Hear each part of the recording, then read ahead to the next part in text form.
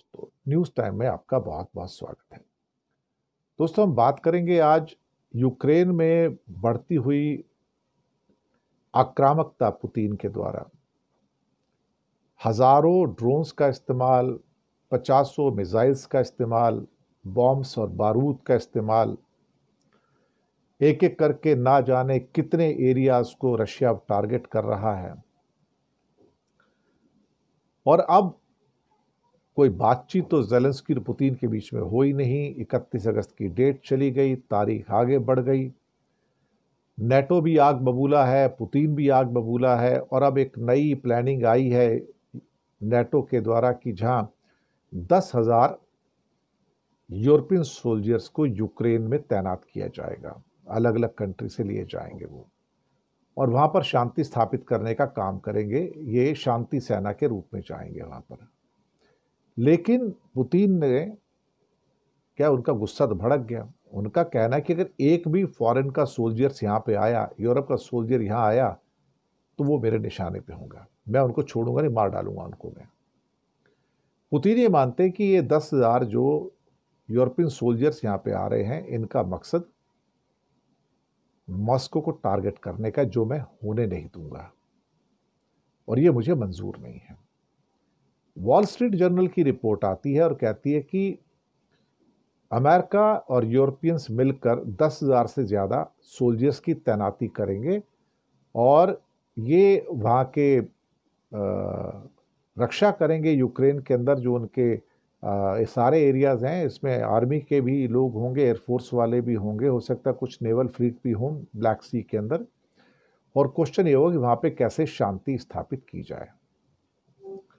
अब किसने योजना बनाई है, ये प्लानिंग की है, पता नहीं, लेकिन पुतिन आग बबूला है, गुस्सा 7वें आसमान पर है।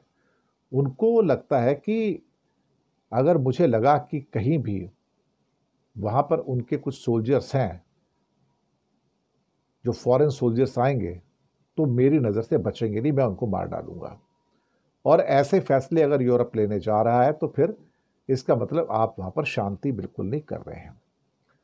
सुनने में आया कि मैक्रो साहब, इमानुएल मैक्रो, फ्रेंच प्रेसिडेंट जो है, इस बारे में बातचीत कर रहे हैं। 26 देशों के साथ बात किया, एक 26 कंट्री की यूक्रेन को सिक्योरिटी गारंटी देने की बात भी की है। ईयू की चीफ ने भी मोदी जी से बात की थी, और मैक्रो साहब ने भी मोदी से यूक्रेन के बारे में बातचीत की है। पर सवाल बहुत सारे ये हैं कि इन हालातों में क्या 10,000 सोल्जर्स को और तैनात करना आग में घी डालने जैसा नहीं होगा क्या? और पहले ही हफ्ते में जिस हिसाब से रूस ने अटैक किए हैं यूक्रेन के ऊपर, हज़ारों ड्रोन्स उसमें गए हैं, 50 से ज़्यादा मिसाइल्स हैं, बाकी बॉम्बिंग हुई है, तो पूरा का पूरा जो यूक्रेन है वो धुआं धुआं हुआ पड़ा है। और एक एक करके जो अटैक हुए हैं, वो उनके जो इंफ्रास्ट्रक्चर हैं, सिविलियन इंफ्रास्ट्रक्चर है, उनको टारगेट किया जा रहा है। तो पूरा का पूरा इस समय जो कीव है या यूक्रेन है, वो इस तरह मिट्टी मिट्टी होता जा रहा है, और उनको बर्बाद कर रहा है रशिया। और रशिया के जो रिसेंट अटैक हुए हैं पिछले हफ्ते में, उसमें Chernihiv, Kharkiv, Odesa, Kherson, Kiev, Zaporizhzhia, Dnipro, Lviv और कई और जो उनके शहर हैं, वहां पर अटैक करके उनके हौसलों को पस्त करने की कोशिश की जा रही है। अमेरिका से ज़ेलेंस्की ने बात की, और जो भी लोग रशियन ऑयल खरीद रहे हैं उन पर सैंक्शन लगाने की बात की है। सीधा इशारा इंडिया की ओर है, इसमें तो कोई शक वाली बात नहीं की। अब सवाल ये होता है कि अल्टीमेटली जो उलझा हुआ मामला है, सुलझेगा कब?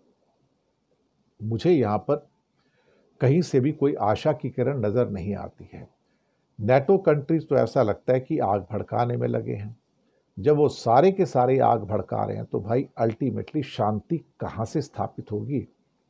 और आने वाले दिनों में मुझे ऐसी कोई उम्मीद भी नजर नहीं आती। मैक्रो साहब ने मोदी जी से भी बात की है, लेकिन उससे कुछ निकलेगा मुझे नहीं लगता। और ये यूक्रेन का मामला शायद और बढ़कर, अगर ये अंतर्राष्ट्रीय सैनिक वहां पर आ जाते हैं, तो और बुरे हालात के अंदर शायद जियोपॉलिटिकल सिचुएशन जो है रशिया और यूक्रेन के बीच में पैदा हो जाएगी। शुक्रिया आपका बहुत बहुत।